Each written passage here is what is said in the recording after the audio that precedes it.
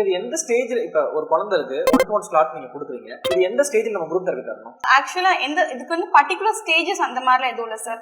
யூஸ்வலா நம்ம group therapy எதுக்காக கொடுக்க போறோம் அப்படின்னா, குழந்தைங்களுக்கு வந்து சோஷியல் இன்ட்ராக்ஷன் யாருக்கெல்லாம் கம்மியா இருக்கு, பியர் குரூப் இன்ட்ராக்ஷன்ஸ் யாருக்கு இல்ல, பிளஸ் வந்துட்டு சில கிட்ஸ் எல்லாமே வந்து யார் கூட இன்ட்ராக்ட் பண்ண மாட்டேங்கிறாங்க அப்படின்னு சொல்லுவாங்க. அந்த மாதிரி கிட்ஸுக்கு நம்ம கொடுக்கும் பொழுது ரொம்ப லோ செல்ஃப் எஸ்டீம் இருக்க குழந்தைங்க வந்து ஒரே மாதிரி நம்மளோட ஏஜ் குரூப்ல இருக்காங்களோ இல்ல நம்மள மாதிரியே இருக்காங்க அப்படின்றத வந்து பார்த்து கத்துக்க செய்வாங்க.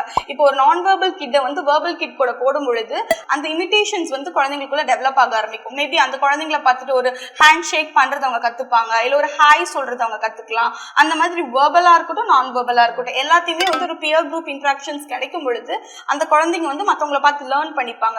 பிளஸ் வந்து நம்ம குரூப்பா ஒரு ஆக்டிவிட்டி பண்ணும் பொழுது ஒரு நிறைய ரெயின்ஃபோர்ஸ்மெண்ட் கிடைக்கும். மேபி ஃப்ரம் பியர் குரூப்ல இருந்து ஒரு ரெயின்ஃபோர்ஸ்மெண்ட் கிடைக்கும். பிளஸ் வந்து நம்ம கிட்ட இருக்க தெரபிஸ்டும் உங்களை ரீஎன்ஃபோர்ஸ்மெண்ட் பண்ணுவாங்க. ஸோ நிறைய பேர் சேர்ந்து அவங்களை ரீஎன்ஃபோர்ஸ் பண்ணும்பொழுது குழந்தைக்கு இன்னும் கொஞ்சம் கூட மோட்டிவேட்டட் ஆயிட்டு இன்னும் கொஞ்சம் அதிக டெவலப்மெண்ட் வரதுக்கு நிறைய பாசிபிலிட்டிஸ் இருக்கு. உங்களால் நான், உங்களுக்காகவே நான், எனக்கு எல்லாமே நீங்கள் தான்.